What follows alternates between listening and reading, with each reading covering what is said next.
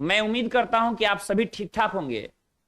जैसे कि आप लोग जानते हैं कि हम लोग पढ़ रहे हैं क्लास 12 बायोलॉजी। और बायोलॉजी में जो मेरा क्लास है वो जूलॉजी का चल रहा है। जूलॉजी में जो चैप्टर आज से शुरू होने वाला है वो है ह्यूमन रिप्रोडक्शन। तो आप लोग नोट कीजिए, ह्यूमन रिप्रोडक्शन, ह्यूमन रिप्रोडक्शन यानी मानव जनन। आप लोग नोट कीजिए, हेडिंग डालिए ह्यूमन रिप्रोडक्शन, मानव जनन। मानव जनन आज से शुरू करेंगे। इससे पहले आप लोगों को बता दें कि आप लोग अगर सारे चैप्टर के सारे टॉपिक आप ऑनलाइन लाइव क्लास करना चाहते हैं तो प्ले स्टोर पे जाएं और एप्लीकेशन डाउनलोड करें लिनियस विद्यापीठ, और वहां से आपको सभी चीजें आपको मिल जाएंगी। लाइव क्लास मिल जाएंगे, आपको टेस्ट सीरीज मिल जाएगा, और साथ ही साथ कई सारी चीजें जैसे असाइनमेंट, ये सारी चीजें आपको पीडीएफ फाइल में मिल जाएंगी। तो आप लोग हेडिंग डालिए ह्यूमन रिप्रोडक्शन, मानव जनन।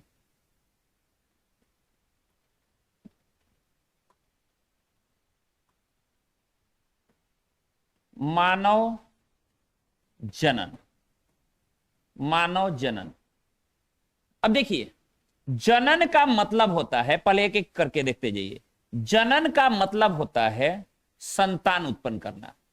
जनन का मतलब है संतान, संतान उत्पन्न करना, संतान उत्पन्न करना, करना यानी मानव द्वारा संतान उत्पन्न करना। यह पूरी प्रक्रिया पढ़ेंगे।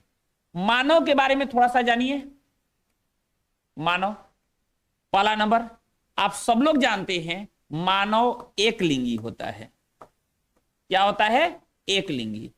एक लिंगी का मतलब यह है कि नर और मादा दोनों अलग अलग होते हैं, अलग अलग शरीर, यानी नर और मादा दोनों अलग अलग शरीर होते हैं। एक लिंगी का मतलब है।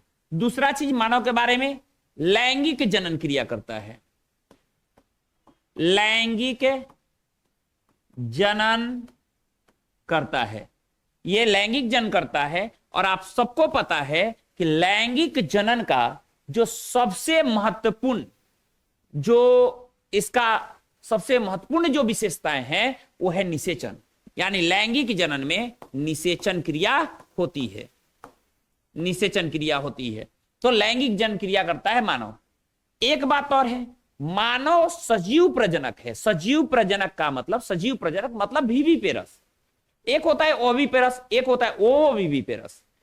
ये विविपेरस जो होते हैं सजीव प्रजनक, जो बच्चे पैदा करते हैं, और ओविपेरस जो होते हैं जो अंडे देते हैं। तो मानव अंडा थोड़े देता है, मानव बच्चा देता है। तो ये क्या है? सजीव प्रजनक। ये है सजीव प्रजनक। मानव सजीव प्रजनक होता है। मानव जनन में हम लोग देखें कि मानव पहला नंबर एक लिंगी प्राणी है, मतलब नर और मादा अलग अलग शरीर होते हैं। इसमें लैंगिक जनन क्रिया होती है, अर्थात निषेचन क्रिया के पश्चात ही मानव जनन करता है। और यह एक सजीव प्रजनक प्राणी है, अर्थात ये बच्चा जन्म देता है, अंडा नहीं देता। ठीक है, ये आप नोट कर लीजिए। इसके बाद आगे बढ़ते हैं। अब देखिए मानव जनन में, मानव जनन में, मानव जनन में क्या क्या चीजें हो रही हैं भाई, तो देख लीजिए। मानव जनन में पहला नंबर, मानव में लैंगिक जनन होगा। क्या होगा? लैंगिक जनन। लैंगिक जनन होगा, मानव में लैंगिक जनन हो रहा है। लैंगिक जनन में क्या क्रिया होती है? निषेचन। क्या होता है? निषेचन। निषेचन का मतलब है नर युग्मक तथा मादा युग्मक आपस में मिलेंगे। तो नर युग्मक और मादा युग्मक, नर युग्मक और मादा युग्मक, मादा युग्मक आपस में मिलेंगे और मिल करके क्या बनाएगा? जाइगोट बनाएगा। क्या बनाएगा बच्चों? जाइगोट, जिसको युग्मनज कहते हैं। तो नर युग्मक जो हुआ, जो मादा युग्मक हुआ, ये कहां बनेगा? ये नर के शरीर में, ये नर युग्मक नर शरीर में बनेगा, नर शरीर में। और जो मादा युग्मक बनेगा ये कहां बनेगा? मादा के शरीर में, मादा के शरीर में बनेगा बच्चों। जो नर युग्मक है नर के शरीर में बनेगा, और जो मादा युग्मक है वो मादा के शरीर में बनेगा। अब देखिए, युग्मक जब भी शब्द आए तो युग्मक का मतलब क्या समझिएगा? जनन कोशिका। क्या समझिएगा? जनन कोशिका की बात हो रही है। अगर नर युग्मक कह दिए, इसका मतलब हुआ नर जनन कोशिका की बात हम कर रहे हैं। मादा युग्मक कह दिए, इसका मतलब हुआ कि हम मादा जनन कोशिका की बात कर रहे हैं। इस बात को ध्यान रखिएगा। अब ये नर शरीर में नर युग्मक बन रहा है, मादा शरीर में मादा युग्मक बन रहा है। उसके बाद क्रिया क्या हो रही है? निषेचन। निषेचन के बाद क्या बनता है? युग्मनज बनता है, युग्मनज। निषेचन के बाद क्या बनता है? युग्मनज, जिसको हम जाइगोट कहते हैं, जाइगोट कहते हैं। ठीक है। युग्मनज के बाद की जो क्रिया होगी, युग्मनज के बाद भ्रूण का निर्माण होगा, भ्रूण का विकास होगा, यानी भ्रूणोद्भव होगा। पहले युग्मनज बन गया, जाइगोट बन गया, तो जाइगोट बनने के बाद अंतरोपण होता है। निषेचन के बाद युग्मनज बना, अंतरोपण हुआ, अंतरोपण हुआ, इम्प्लांटेशन, अंतरोपण हुआ। अंतरोपण के बाद क्या स्थिति होती है? भ्रूण बन गया, भ्रूण निर्माण। भ्रूण निर्माण के बाद क्या हुआ? भ्रूण निर्माण के बाद अगला चीज क्या होगा? प्रसव। एक गर्भावधि जो होगी, और गर्भावधि के बाद प्रसव होगा, गर्भावधि होगी, और गर्भावधि के बाद क्या होगा? प्रसव। प्रसव का मतलब है बच्चे का जन्म कराना। प्रसव के बाद होता है दुग्ध स्रावन, दुग्ध स्रावन। इसमें मां बच्चे को दूध पिलाती है। अब देखिए, ये निषेचन से लेकर के, निषेचन से लेकर के ये जितनी भी प्रक्रियाएं हैं, ये सब मादा जनन तंत्र में होता है, मादा जनन तंत्र में होता है। ध्यान रखिएगा। निषेचन कहां होगा? मादा के शरीर में। युग्मनज का निर्माण मादा के शरीर में, अंतरोपण मादा के शरीर में, भ्रूण निर्माण मादा के शरीर में। मां ही बच्चे को पैदा करेगी और दूध पिलाएगी। ठीक है। कोई ऐसा नहीं है जो पिता के गर्भ से पैदा हुआ, सब मां के गर्भ से ही पैदा होते हैं। मां ही बच्चे को दूध पिलाती है। तो इस बात को ध्यान रखिएगा। नर के शरीर में क्या हो रहा है? नर के शरीर में नर युग्मक बन रहा है।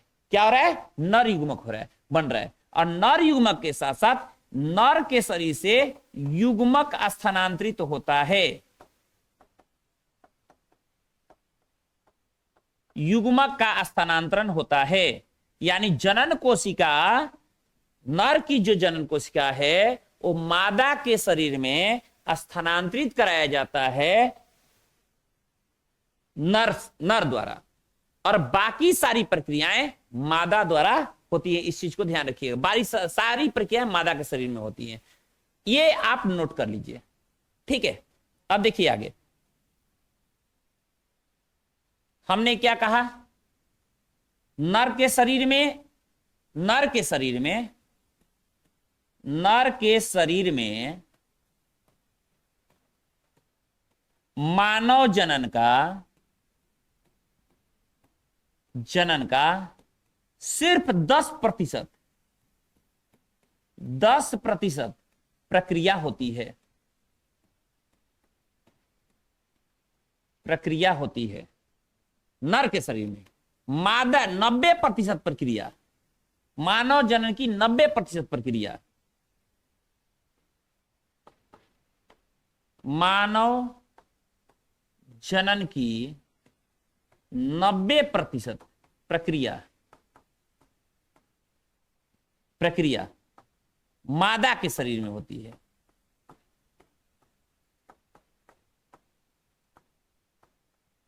शरीर में होती है। ध्यान रखिएगा। मानव जनन की 90% प्रक्रिया मादा के शरीर में होती है। इस चीज को ध्यान रखिएगा। अब देखिए, अब बात आ जाती है कि जो नर और मादा में मिल करके जो जनन क्रिया करते हैं, इसमें मुख्यतः भूमिका किसकी है? महिलाओं की है, मादा की है, और नर की भूमिका थोड़ा कम है। ठीक है, इस चीज को ध्यान रखें। अब हम बात कर रहे हैं कि नर और मादा जो जनन क्रिया में भाग लेते हैं, इनमें मुख्यतः जनन अंग भाग लेता है। यानी जो जनन क्रिया में जो अंग भाग लेते हैं उसको जनन अंग कहेंगे। और जनन अंग, कई सारे जनन अंग एक साथ शामिल होते हैं, इसीलिए उसको जनन तंत्र कहा जाता है, उसको रिप्रोडक्टिव सिस्टम कहा जाता है। तो एक बात ध्यान रखिए, मानव जनन तंत्र, मानव जनन तंत्र, मानव जनन तंत्र, इसमें क्या लिखेंगे? मानव में जनन क्रिया में भाग लेने वाले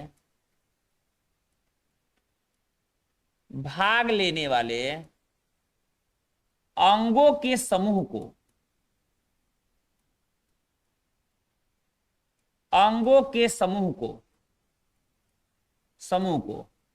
मानव जनन तंत्र कहा जाता है।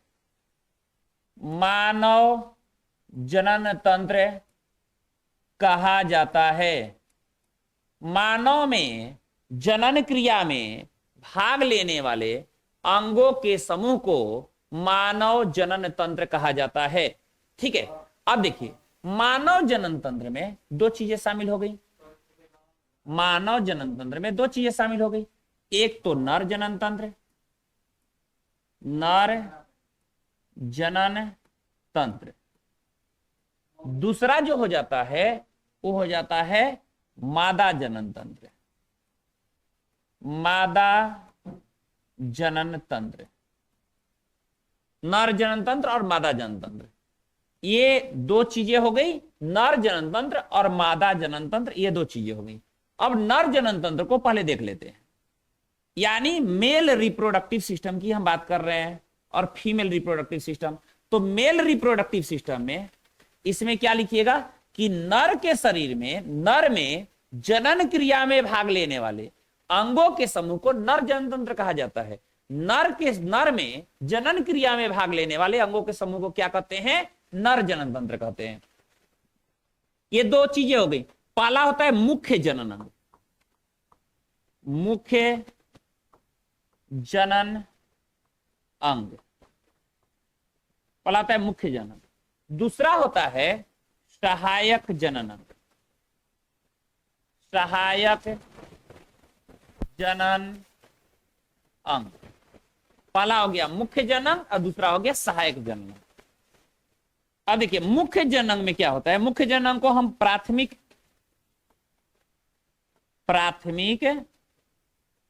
जनन अंग भी कहते हैं। मुख्य जनन को प्राथमिक जनन अंग भी कहते हैं और सहायक जनन को हम द्वितीयक जनन अंग भी कहते हैं। सहायक जनन अंग और द्वितीयक या द्वितीयक जनन अंग कह सकते हैं।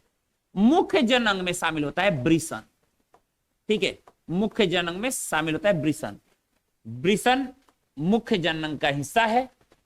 पहले एक चीज ध्यान समझिएगा, जो नर जनन तंत्र है ये मौजूद कहां होता है?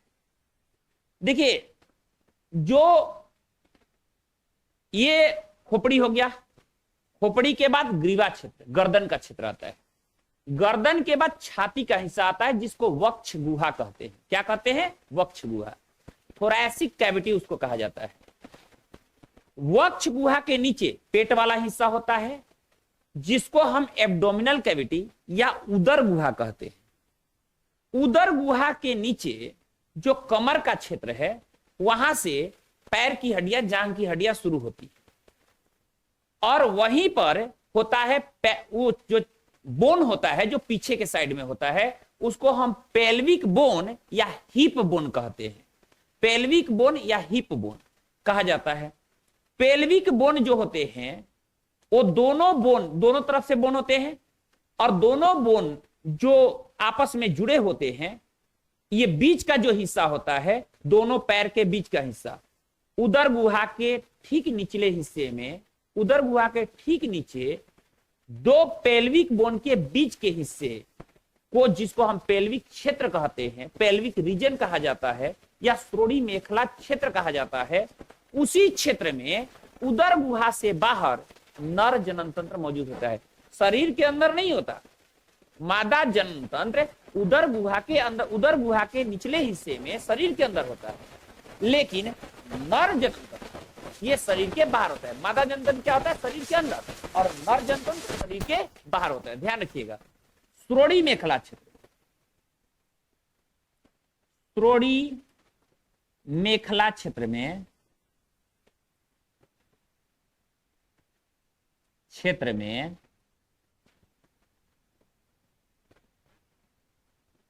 शरीर से बाहर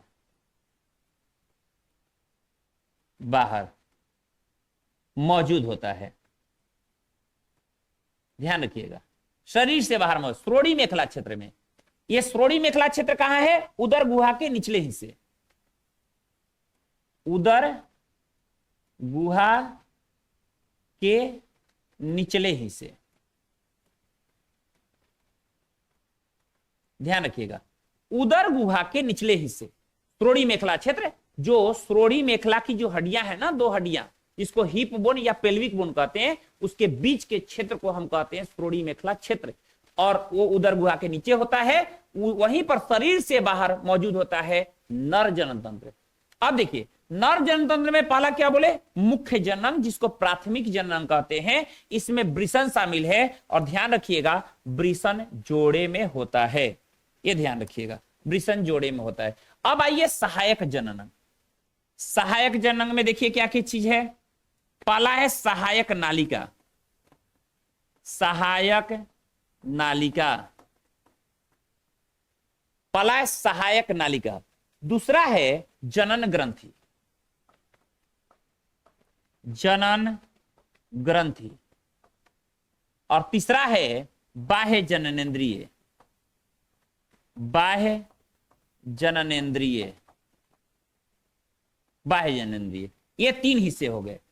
सहायक जननांग, जिसको द्वितीयक जननांग कहते हैं, इसके तीन हिस्से। पहला है सहायक नालिका, दूसरा है जनन ग्रंथि, और तीसरा है बाह्य जननेंद्रिय। ठीक है, ये तीन चीजें। एक बात और बता दें, वृषण को मुख्य जननांग कहते हैं क्योंकि इसमें युग्मक का निर्माण होता है। युग्मक मतलब जनन कोशिका, युग्मक का निर्माण होता है। तो नर जनन कोशिका का निर्माण कहां होता है? वृषण में। नर जनन कोशिका का निर्माण कहां होता है? वृषण में। और वृषण में दूसरा चीज कि जनन हार्मोन, नर जनन हार्मोन बनते हैं, नर जनन हार्मोन बनते हैं, नर जनन हार्मोन भी बनते हैं। कहां? वृषण में। वृषण में नर जनन हार्मोन बनते हैं, युग्मक का निर्माण होता है, इसीलिए वृषण को नर का मुख्य जननांग कहा जाता है। वृषण को नर का मुख्य जनन अंग इसलिए कहा जाता है क्योंकि इसमें युग्मक अर्थात नर जनन कोशिका का निर्माण होता है, साथ ही साथ नर जनन हार्मोन भी बनते हैं, इसीलिए इसे मुख्य जननांग या प्राथमिक जननांग कहते हैं। अब आ जाइए यहां सहायक जननांग। सहायक जननांग वे जननांग हैं जो मुख्य जनन अंग को जनन क्रिया में सहायता प्रदान करते हैं। इसमें क्या क्या चीज है? सहायक नालिका है, जनन ग्रंथि है, और बाह्य जननेंद्रिय है। अब इसको थोड़ा सा देख लेते हैं।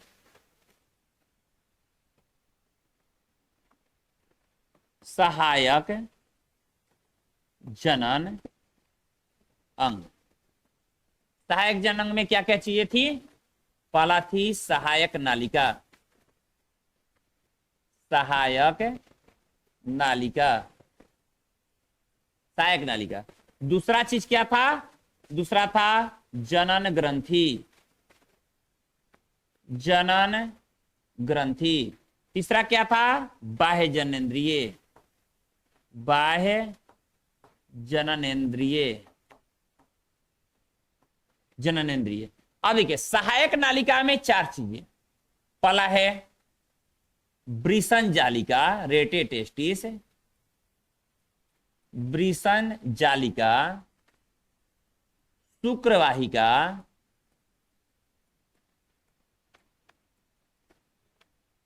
उसके बाद है अधिवृषण, अधिवृषण, और चौथा है शुक्रवाहक,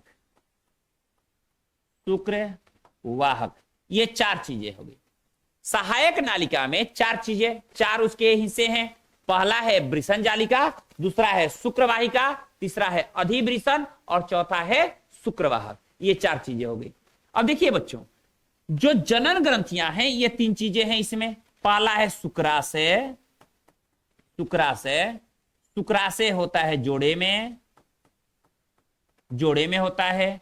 दूसरा है प्रोस्टेट ग्रंथि, प्रोस्टेट ग्रंथि, ये सिंगल होता है। और तीसरा होता है वॉल्वो यूरेथ्रल ग्रंथि, वॉल्वो यूरेथ्रल, वॉल्वो यूरेथ्रल ग्रंथि। जो वॉल्वो यूरेथ्रल ग्रंथि है ये भी जोड़े में होता है, ये ध्यान रखिएगा। जनन ग्रंथि में तीन चीजें, पहला शुक्राशय, दूसरा प्रोस्टेट ग्रंथि और तीसरा वॉल्वो यूरेथ्रल ग्रंथि। इसको काउपर ग्रंथि भी कहते हैं, काउपर ग्रंथि। वॉल्वो यूरेथ्रल ग्रंथि को काउपर ग्रंथि भी कहा जाता है, यह ध्यान रखिएगा। वॉल्वो यूरेथ्रल ग्रंथि को काउपर ग्रंथि भी कहा जाता है। बाह्य जननेंद्रिय में सीसन शामिल होता है, पेनिस। जो सीसन है वो बाह्य जननेंद्रिय का हिस्सा है। अब देखिए सहायक जननांग, हमने क्या कहा सहायक जननांग में? सहायक जननांग वे जननांग हैं, वे जननांग हैं, जननांग जो जनन क्रिया में, जनन क्रिया में मुख्य जननांग को, मुख्य जननांग को सहायता करते हैं, सहायता करते हैं। क्या कहलाते हैं? सहायक जननांग कहलाते हैं। वे जननांग जो जनन क्रिया में मुख्य जननांग को सहायता करते हैं उसे सहायक जननांग या द्वितीयक जनन अंग कहा जाता है। इसे तीन भागों में बांटते हैं। जो नर का सहायक जननांग उसको तीन भागों में बांटते हैं। पहला है सहायक नालिका, दूसरा है जनन ग्रंथि और तीसरा है बाह्य जननेंद्रिय। सहायक नालिका में चार चीजें, पहला है वृषण जालिका, दूसरा है शुक्रवाहिका, तीसरा है अधिवृषण, चौथा है शुक्रवाहक। जनन ग्रंथि में तीन चीजें, पहला है शुक्राशय ग्रंथि, प्रोस्टेट ग्रंथि और तीसरा है वॉल्वो यूरेथ्रल ग्रंथि। शुक्राशय होता है जोड़े में, एक जोड़ी होता है मतलब दो। प्रोस्टेट ग्रंथि एक होता है। आपको पता होगा प्रोस्टेट ग्रंथि से प्रोस्टेट कैंसर भी होता है, जिसके बारे में हम बताएंगे। ठीक है, प्रोस्टेट कि क्यों होता है, कैसे होता है, ये बताएंगे। अगला है वॉल्वो यूरेथ्रल ग्रंथि जो दो होता है। वॉल्वो यूरेथ्रल ग्रंथि को हम काउपर ग्रंथि भी कहते हैं। बाह्य जननेंद्रिय में सीसन शामिल है, इसको नोट कर लीजिए। तब हम आगे बढ़ते हैं नर के मुख्य जनन अंग पर। नोट कर लीजिए इसको।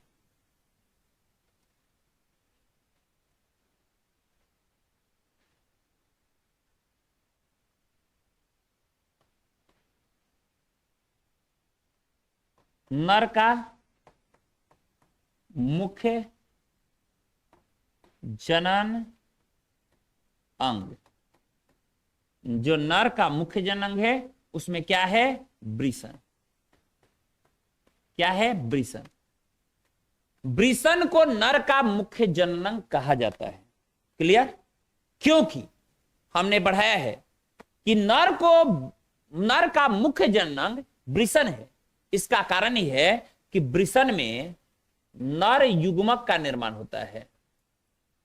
नर युग्मक का निर्माण, वृषण में नर युग्मक का निर्माण होता है। और वृषण में नर जनन हार्मोन स्रावित होते हैं। नर जनन हार्मोन वृषण में स्रावित होते हैं। इसीलिए ये दो चीजें हो रही हैं। कहां? वृषण में। ये पाया जाता है जोड़े में। इसमें पाया जाता है जोड़े में। एक जोड़ी होता है मतलब दो। ठीक है, एक जोड़ी होता है मतलब दो। वृषण जो होता है वो नर का मुख्य जननांग है, क्योंकि इसमें नर युग्मक का निर्माण होता है तथा नर जनन कोशिकाएं भी बनती है। इस चीज को ध्यान रखिएगा, इसीलिए इसको क्या कहा जाता है, मुख्य जननांग कहा जाता है। इस चीज को आप ध्यान रखेंगे। देखिए अब जो आगे के जो टॉपिक हैं, जो वृषण, ये मुख्य जनन, इसके बारे में हम लोग डीपली पढ़ेंगे, लेकिन आज नहीं। आज की क्लास में इतना ही रहेगा। अगले क्लास में वृषण जो टॉपिक है इसके साथ मिलेंगे। बहुत बहुत धन्यवाद आप सभी लोगों को। अगले क्लास में मिलते हैं।